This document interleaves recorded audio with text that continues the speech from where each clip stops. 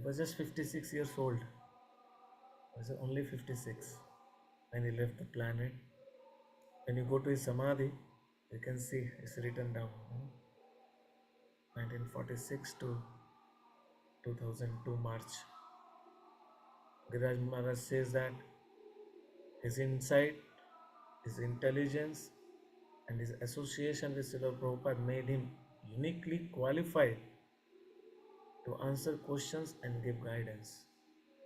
It is extremely rare to find someone so spiritually attuned and at the same time so astute in worldly matters, so conscious of a person's mentality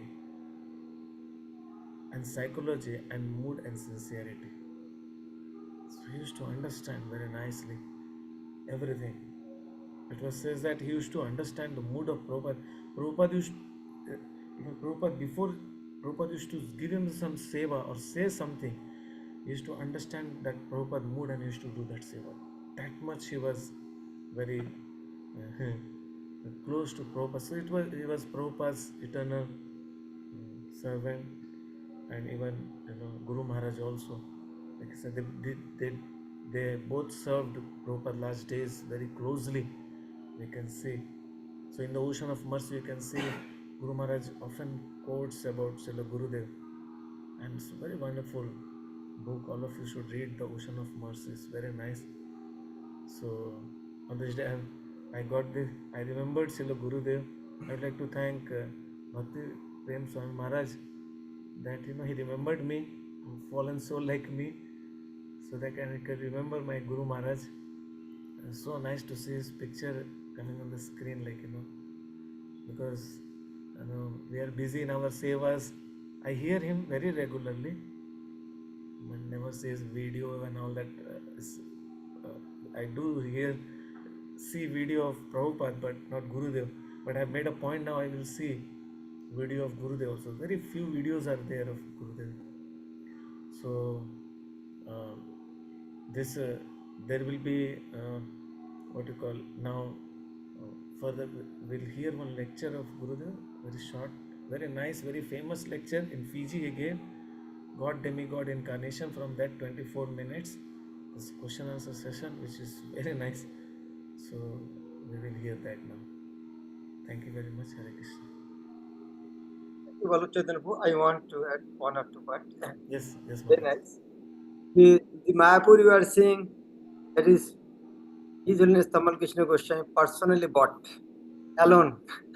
In those days, Prabhupada sent him for buying from the Muslims, and Prabhupada gave him money and how to tie in his coffin.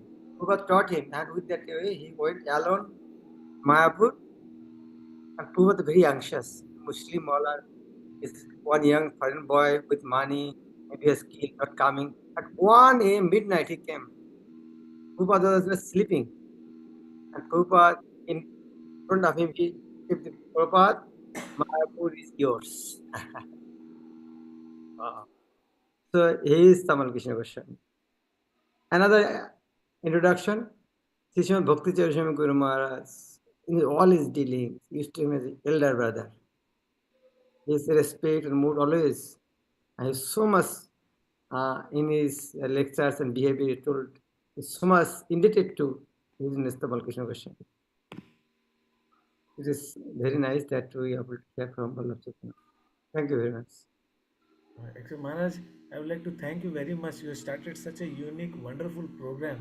So nice, In so many offenses. Now, there are thousands in India today who believe in a saint to be a reincarnation of Lord Krishna.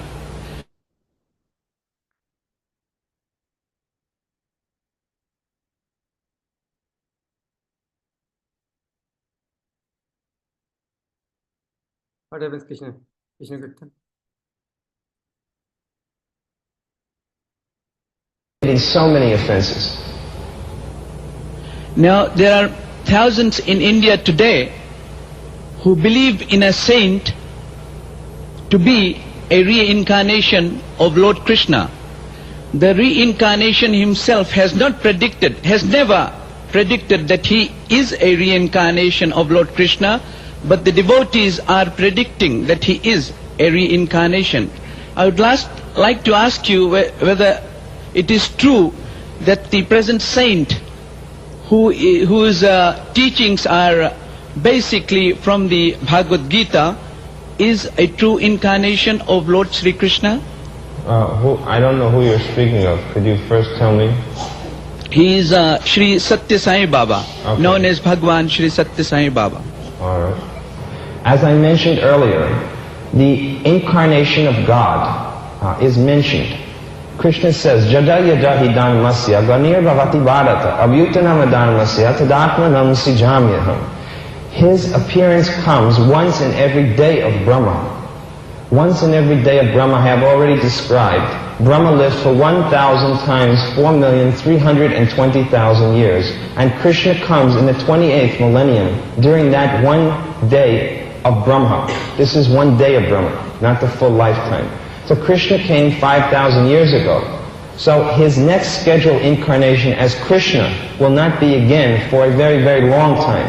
However, in Srimad Bhagavatam, all the genuine incarnations of God are listed. The next incarnation listed after Lord Krishna is the incarnation of Buddha. Lord Buddha's place of appearance, Gaya, is mentioned.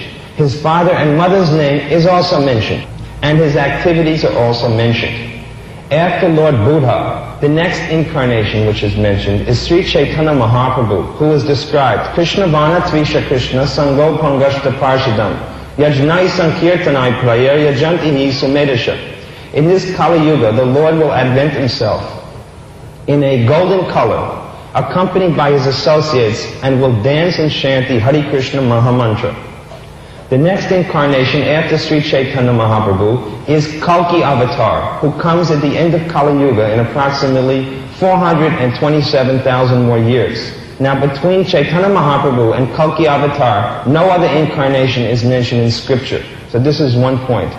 That the person who you have mentioned, at least, he's not mentioned anywhere in scripture as his appearance. His father and mother are not mentioned, his place of birth are not mentioned, neither his activities. I'm just going to give you, this is the way you can understand who is an incarnation of God. You see, because anybody can call themselves an incarnation, or anybody can have others who may call themselves. But we have to know what the scientific or shastric method for recognizing the incarnation of God is. This is all I want to point out. First point is that in Shastras there's no mention of this person coming. Second thing is, as I said to you, the incarnations of God have special physical markings on their bodies. For instance, you will know that Krishna had various markings on his lotus feet. He had the club, he had the disc, and various other different bodily markings by which to recognize him. So do every other incarnation. For example, in one of the incarnations of God known as Prithu Maharaj, as soon as he appeared, all the sages could immediately understand he was a genuine incarnation because of these bodily markings. However, the personality you have mentioned has never described and never has shown. I'm giving you various points by which you can understand who is an incarnation. The next way that you can understand a person is an incarnation of God is by his extraordinary activities. Extraordinary activities mean, for example, Krishna lifted Govardhan Hill for 7 days and 7 nights with one finger. Krishna, when he appeared here, was able to duplicate himself 16,000 times simultaneously and be present in the same different places simultaneously, you see. And this is another display of his opulence. Another point is that Krishna didn't use the words of someone else. He spoke Bhagavad Gita. He didn't quote somebody else. He spoke Bhagavad Gita. So he demonstrated his all-knowing aspect. So these are various ways that we can understand who is a genuine incarnation, you see. Bhagavan. What does Bhagavan mean? Bhagavan means who is the most beautiful. And everyone will accept that person as the most beautiful. Not only a few thousand people or a few million people even. Everyone will realize his beauty. Therefore Krishna is described as Madan Mohan. What does Madan Mohan mean? It means the bewilderer of Cupid. His beauty is so great that thousands, Kandarpa Koti Kamaniya Vishesha Shobham, Govindam Adi Purusham Tamaham Bhajami. Thousands and hundreds of thousands of cupids are swooning at the beauty of God. That's how beautiful he is. Not that his beauty is covered and only some people can recognize him. His strength is unlimited. Krishna is known as Bala, Balaram. Balaram is his brother. He's the expansion of Krishna. And he holds up in this form as Ananta Shesh all of the universes. This is Krishna. Simultaneously, he could defeat hundreds of thousands of soldiers. This is Lord Krishna. There's unlimited pastimes, if you've read Srimad Bhagavatam, of Lord Krishna. And who has accepted Krishna? All of the great acharyas have accepted him. Not some millions of people who don't know Shastra, but great acharyas have accepted him on the basis of Shastra. They could understand who is actually God and who is pretending to be God. It's clearly stated that Ramanujacharya, he worships Krishna. You may understand, he's the acharya of the Ramanuja Sampradaya. Madhvacharya, the acharya of Madhva Sampradaya, he worships Krishna. Vishnu Swami, he worships Krishna. Chaitanya Mahaprabhu, even Shankaracharya says, Bhaja Govinda, Bhaja Govinda. He worships Krishna. So this is not the speculation of someone. Brahma, Lord Brahma, the first person in the universe, says, Govindam Adi Purusham, Tamaham Bhajami. He's worshipping Krishna. All of the great demigods, they're worshipping Krishna. Now please tell me how it is that you can say that someone suddenly appears and because he's speaking some verses, it is amazing to me. Is there anywhere in the scriptures that his name, his father and mother's name, and the place of his birth is mentioned? No, as far as according to my knowledge, there is no mention about Sai Baba's name nor his parents. Okay. Next question is, are there any markings on his feet or hands which indicate him to be an incarnation of God? This is what I haven't personally witnessed, but there is a story about Sai Baba having some sort of marking. Having some sort of marking. Have you gone there? Yeah, so you've gone there. Have you seen any markings? I mean, I've seen pictures. Have you seen marking? That marking doesn't mean lines on the hands, sir. I have not seen any markings, but I have seen certain miracles performed by him. That's the next question I'm going to ask of you.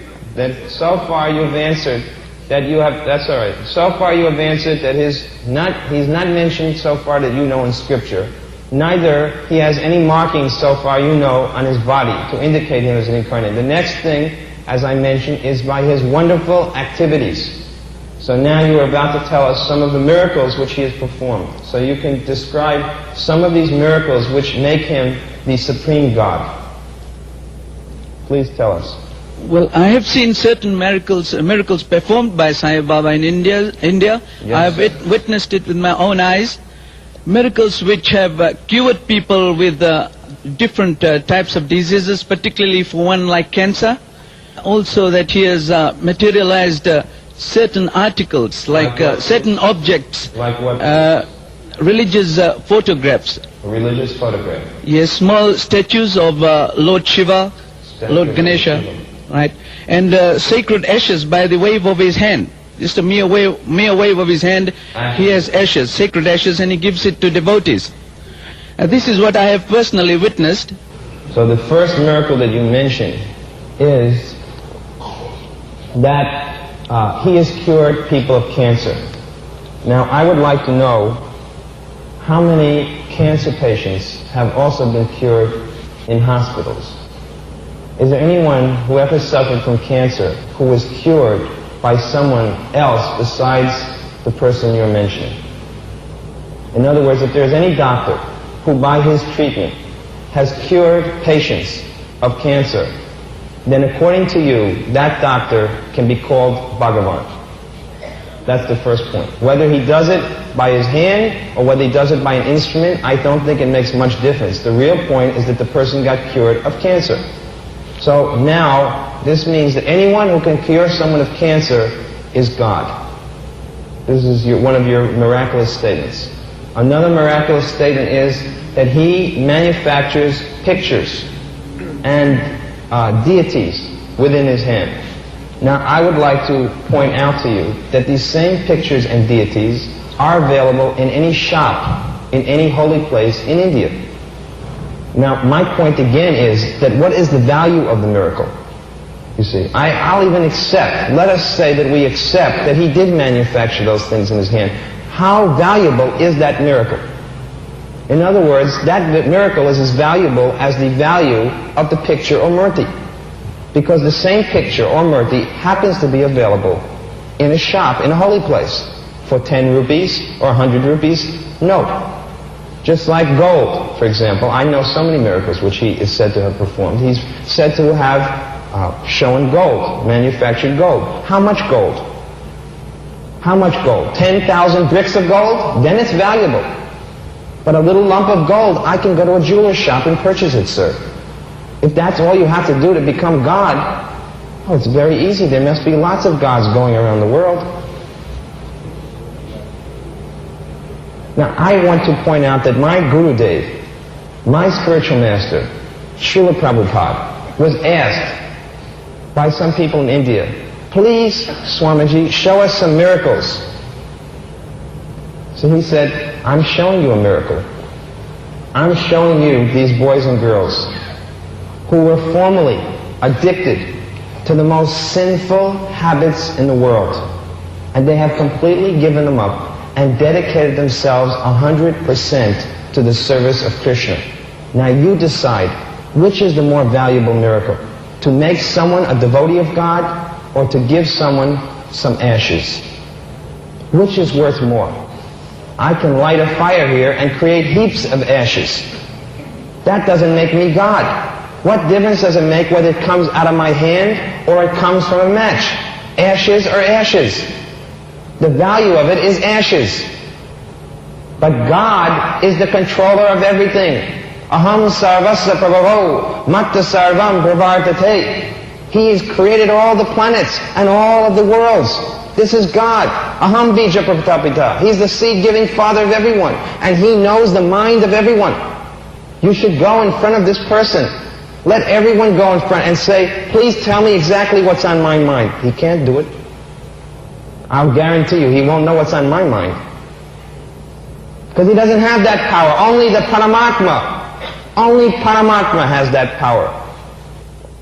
I say to you, sir, that don't take someone as God just by some cheap miracle. I say cheap because it can be done by anyone who has materialistic powers. You should understand, this is called Siddhi, Yoga Siddhi. Yoga Siddhi means mystic perfection. There are 8 mystic perfections, and one of them is Prapta Siddhi. Prapta Siddhi means that you can manufacture anything at your own desire. You can bring anything or acquire anything from anywhere at your own will. This is Prapti Siddhi. Every yogi has this siddhi. There's one planet known as Siddhaloka. All the residents of that planet have all of these siddhis. Not just that, they have Lagrima Siddhi. They can walk on the sun beams up to the sun planet. That's another one of their siddhis. They can make themselves lighter than the lightest, heavier than the heaviest. They can create an entire universe. And simply because someone manufactures some little ashes on the ground, you bow down and say, you must be God. Try to understand from Shastra. Don't understand. Your senses are not perfect, sir. This is the nature of material life. The senses are imperfect. There's mistakes, there's illusion, and there's a tendency to become cheated. This is 4 defects of conditioned life in Kali Yuga. The senses are not perfect. There is a tendency to make mistakes. Everyone is subject to illusion, and there's a propensity to be cheated and to cheat others. So I have to say to you, sir, that as long as you depend upon your own conditioned intelligence, you're subject to these 4 defects, and therefore you're making a mistake. But if you are Shastra Chaksu, if you see with the eyes of Shastra or Scripture, you'll make no such mistake. Therefore, when I answer your questions, I don't say, well, I never saw it. It doesn't matter whether I saw these miracles or not. When I hear them, I know this is not God. I understand from Shastra, from Vedas, what God is. Even from Bible, from Quran, from Torah, you can understand who God is. You'll never find anyone in the Bible, in the Quran, in the Torah, or the Bhagavad Gita who manufactures some actions and is worshipped by people as God. You've got to do a lot more than that. Jesus Christ spoke the teachings of the New Testament. Lord Krishna spoke the teachings of Bhagavad Gita. Now what teachings new has this person spoken? Why doesn't he speak some new teachings? Why he has to depend upon the real God for his teachings? If he's God, let him make his own teachings up. But someone who's not God, he has to depend upon others for the teachings. Therefore, he's not God, and he should only be understood to be that way. I don't say I'm God. I never would say such a thing. I don't even say I'm the servant of God. I'm just trying to be the servant of my spiritual master, my Guru Maharaj. That's all I want to be. This is my dog tag. I'm the dog of my Guru. I don't call myself God. And no one else calls me God. No genuine Guru ever call himself God. Or let any disciple call himself God. That's a genuine Guru. I'm amazed to see how people can accept someone as God simply for some little magic show. So what if he got cured from cancer? Did he stop him from dying? Then you can say he's Krishna. Because Krishna is known as Mukunda, the giver of liberation. Cancer can be cured by any material means. And so can a deity be made. Anyone can make a murti. You just get some metal and pour it in a mold and produce it with some fire, and you can make a murti also. And you can paint pictures. And you can light a fire and get plenty of ashes. But that doesn't make you God. Don't take God so cheaply. God is loitering in the street. Today there's one incarnation. Tomorrow there'll be 100 incarnations. If there's so many incarnations or he's an incarnation of God, then you answer this question. Why is there so much irreligion all over the world?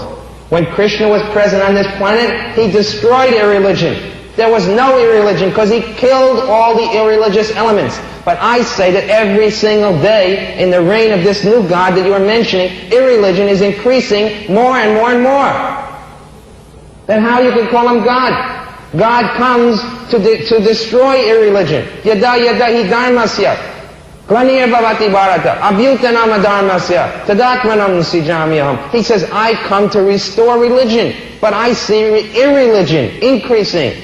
So how you say he's God? If he's God, why isn't his power destroying all irreligious elements? Instead, he has some millions of people who are bowing down. The blind following the blind.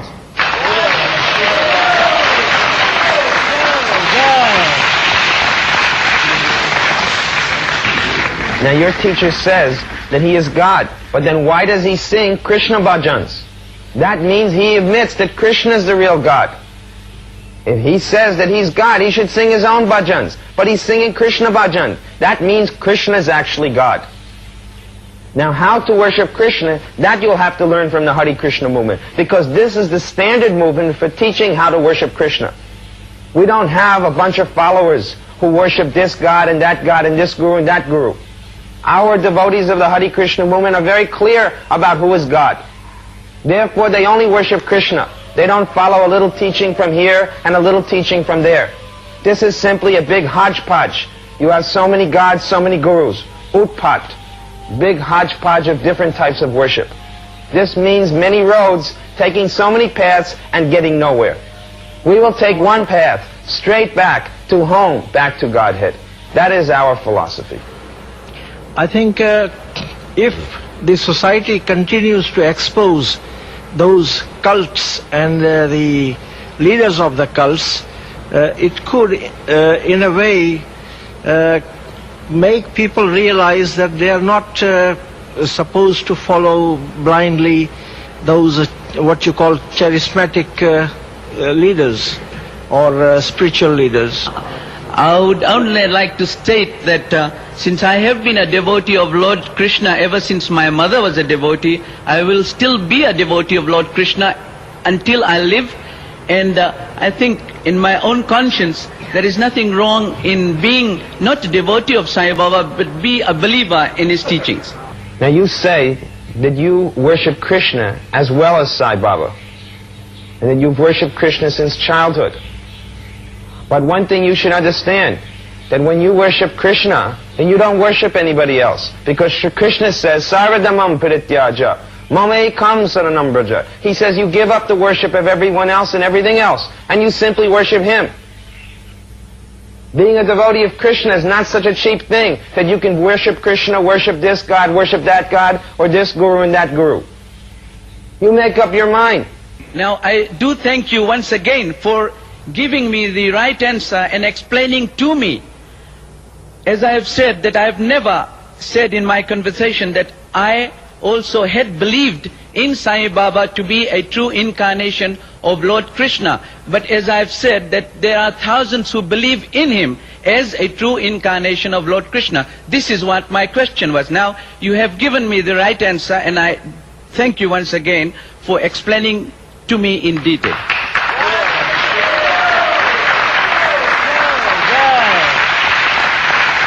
The question I'm directing is to the questioner who just recently questioned you. He is holding the position of secretary of the Satya Sai organization over here, and as such, I think if he has accepted your explanation, he got to resign or leave the organization. Mr. Singh, my request to you tonight is this, that you've been a devotee of Sai Baba for some time. How long, please? How long? I've been a devotee for Sai Baba ever since I... How long has that been? How long? How many years? How many years? 8 years. Okay. You've been a devotee of Sai Baba for 8 years. Now my request is this. I request you to become a staunch devotee of Lord Krishna, not for 8 years, not for 8 years, for 8 months.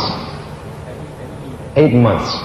And during that time, I request you that you follow the principles taught by Lord Krishna. That means you don't eat meat, fish, or eggs, you don't gamble, you don't take any intoxication, and no illicit sex.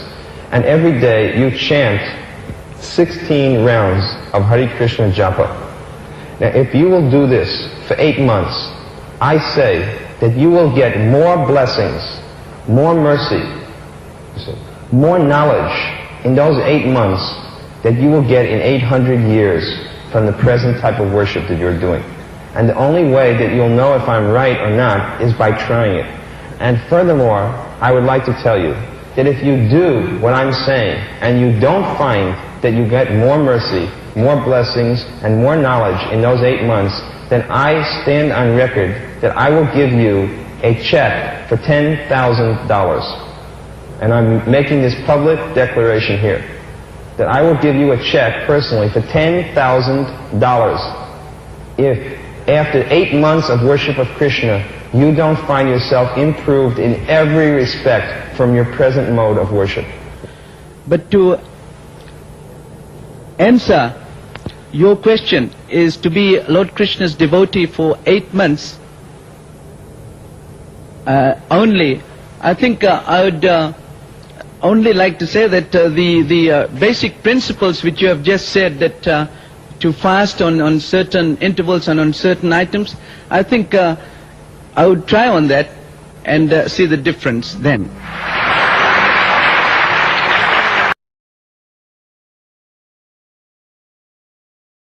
What a presentation, huh? But first time we are hearing this table. What is a powerful presentation, huh? We have faced so many problems in our life, but not like this. How boldly has presented. Wow. Now, are you not lamenting why I have not heard this lecture before? How do you think? Thank you very much. Thank you very much to Krishna Kirtan for Anandi and also Vallabh Chaitanya Prabhu for giving your valuable time and presentation. All these points will be an asset in our life. Thank you very much. His Holiness Tamal Krishna Goswami Guru Maharaj ki, Jagat Guru Srila Prabhupada ki, Sri Gaur Bhakti. Thank you very much. जय श्री श्रीमद् भक्ति प्रेम स्वामी महाराज की, जगत गुरु श्री प्रभुपाद की, निताय गौर